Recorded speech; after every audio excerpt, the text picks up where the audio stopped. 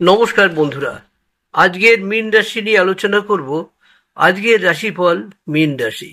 মীন রাশির কেমন যাবে 18ই সেপ্টেম্বর 2024 সেই নিয়ে কিন্তু আজকের আলোচনা করব।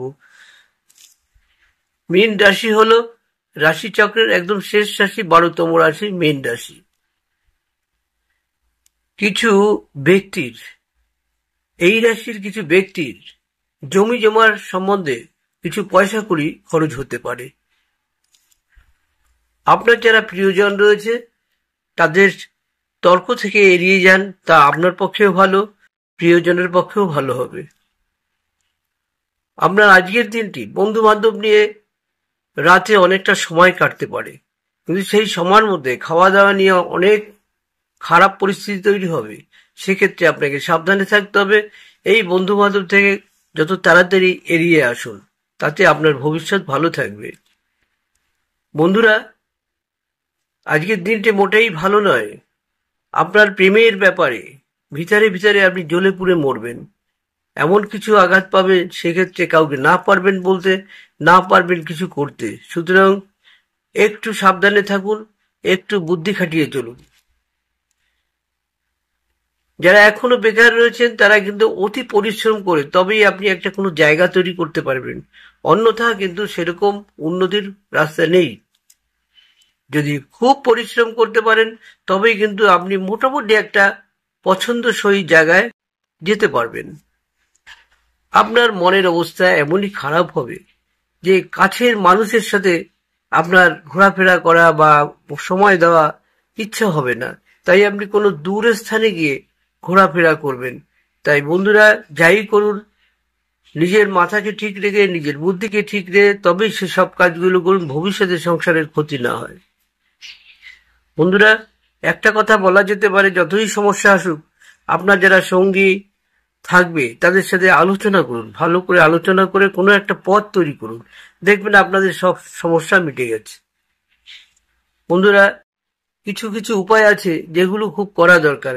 আমি সেই উপায়ের কথা একটা বলবো, সেই উপায়টি আরো আমি অনেকগুলো উপায়ের কথা বলবো, আরো কিছু প্রতিটি রাশির উপরে আমার কিছু টোটকা উপায় দেওয়া রয়েছে।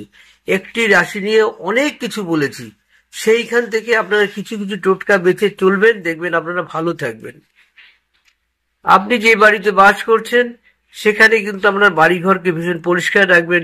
বিশেষ করে বাড়ির মাঝামাঝি কোনো জায়গায় কোনো নোংরা জিনিস রাখবেন না, তা আপনার বাস্তুদোষ তৈরি হবে, তাই আপনার ক্ষতিও হতে পারে।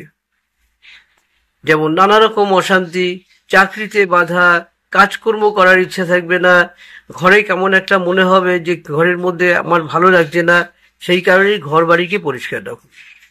আজকের দিনে বলা যায় আপনার স্বাস্থ্য খুব একটা ভালো যাবে না, সতর্ক থাকবেন। ধন সম্পত্তি নিয়েও খুব একটা ভালো কথা বলা যেতে পারে না, সতর্ক থাকবেন।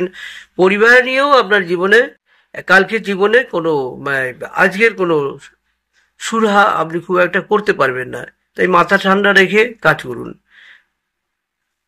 ভালোবাসার বিষয়বস্তুও নিয়ে আপনার যে একটা খুব ভালো রেজাল্ট নেই। পেশাগত ব্যাপারেও সাবধান, বিবাহিত জীবনেও সতর্ক থাকুন।